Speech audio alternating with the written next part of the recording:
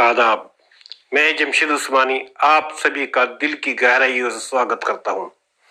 अभी कुछ दिनों पहले आरएसएस प्रमुख मोहन भागवत ने मुसलमानों को उपदेश देते हुए मुख्य रूप से 4 बातें कही, लेकिन उनकी बातों पर अगर गौर करके उनसे सवाल किया जाए तो वे खुद अपनी ही बातों में उलझ कर रह जाएंगे। मोहन भागवत पहली बात कहते हैं, हमें मुस्लिम वर्चस्व के बारे में नहीं, भारतीय वर्चस्व के बारे में सोचना है। उनकी इस बात का अर्थ है कि मुसलमान सिर्फ अपने वर्चस्व की ही सोचता है, देश के वर्चस्व में उसे कोई दिलचस्पी नहीं है, जबकि स्थिति इससे एकदम उलट है। भारत का मुसलमान हमेशा से भारतीय वर्चस्व के बारे में ही सोचता रहा है और सोचता रहेगा, क्योंकि भारत मुसलमानों का वतन है और इस्लाम अपने मानने वालों को अपने वतन से मोहब्बत करने का हुक्म देता है। इसीलिए तो काबा भारत के मुसलमानों सहित विश्व भर के मुसलमानों के लिए सबसे पवित्र स्थल होने के बावजूद भारतीय मुसलमानों के लिए सारे जहां से अच्छा हिंदुस्तान हमारा रहा है। सऊदी अरब नहीं हुआ। भारतीय मुसलमानों की पहली पसंद भारत ही है और भारत ही रहेगा।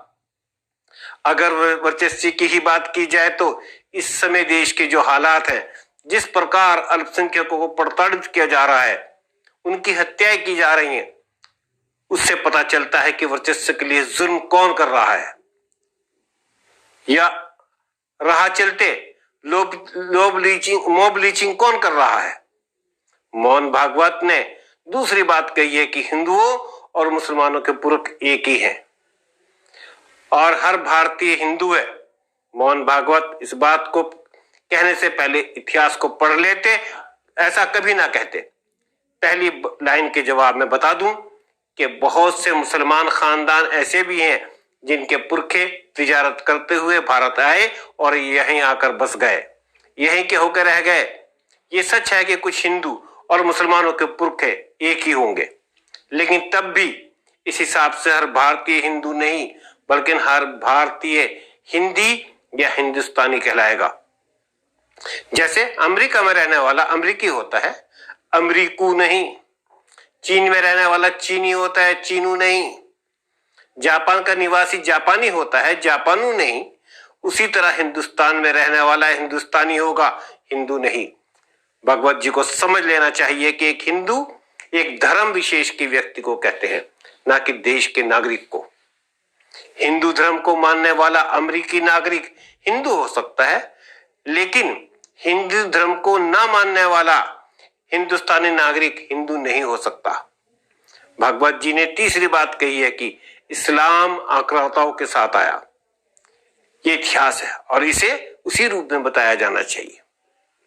तो श्रीमान भगवत जी, ये इतिहास भी बताया जाना चाहिए कि ब्राह्मण भारत के मूल निवासी नहीं बल्कि यूरेशियन है, जिनका डीएनए वहां के अंग्रेजों से मिलता है। और इसी बिना पर मोहनदास करमचंद गांधी, जो जाति से वैश्य थे, अंग्रेजों से कहा था हमें भारतीय होने के साथ साथ यूरेशियन है, हमारी नस्ल एक ही है, इसलिए अंग्रेज शासक से अच्छे बर्ताव की अपेक्षा रखते हैं।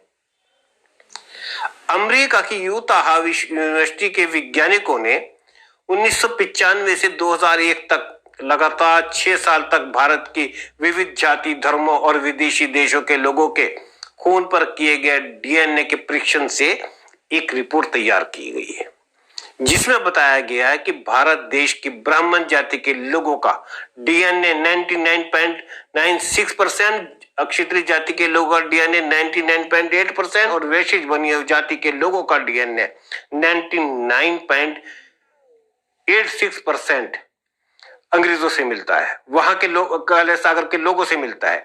अब बताइए, अगर भारत छोड़ने का नंबर आएगा तो पहले कौन जाएगा?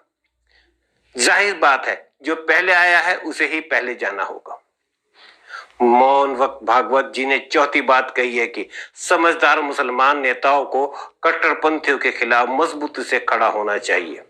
बेशक, लेकिन भगवत जी पहले ये बताइए कि समझदार हिंदू नेताओं को भी तो हिंदू कट्टरपंथियों के खिलाफ खड़ा होना चाहिए। जो दिन दहाड़े इंसानों की जान ले रहे हैं, रेपिस्टों के लिए तिरंगा रैली निकाल रहे हैं, कभी मस्जिदों की मीनारों पर तो कभी अदालतों के गुंबद पर चढ़कर भगवा झंडा फहरा रहे हैं। क्या आपकी नजर में यह सब कट्टरपंथ नहीं है? समझदार मुसलमान तो हमेशा जुल्म के खिलाफ खड़ा होता है आया है, क्योंकि वो जानता है कि किसी एक बेगुनाह का कत्ल पूरी इंसानियत का कत्ल होता है। भगवत जी, आपकी गलती नहीं, बस सारे कायदे कानून और समझदारियां आपकी नजर में मुसलमानों के लिए ही है।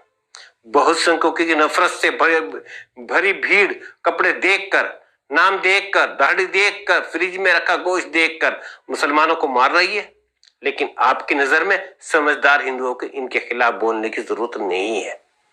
आप लोगों को मीलों दूर का अफगानिस्तान तो दिख रहा है, लेकिन पड़ोस में मरता इंसान नहीं दिख रहा है। कुल मिला के यह है कि जुल्म की इंतहा तो आपकी तरफ से हो रही है, लेकिन बर्फ गिरती है तो बेचारे मुसलमानों पर। जय हिंद, जय भारत।